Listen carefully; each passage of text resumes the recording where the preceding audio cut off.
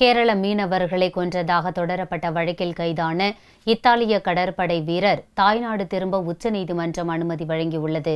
2012ஆம் ஆண்டில் கேரள கடற்கரைக்கு அருகே சென்று கொண்டிருந்த இத்தாலிய கப்பலில் பாதுகாப்பு பணியில் ஈடுபட்டிருந்த 2 கடற்படை வீரர்கள் கடற்கொள்ளையர்கள் என நினைத்து 2 இந்திய மீனவர்களை சுட்டுக் கொன்றனர். இது தொடர்பாக சல்வதோர் கிரௌனி, மாசிமிலியானோ லத்தோர் என்ற 2 இத்தாலிய வீரர்களை கேரள போலீசார் கைது செய்தனர்.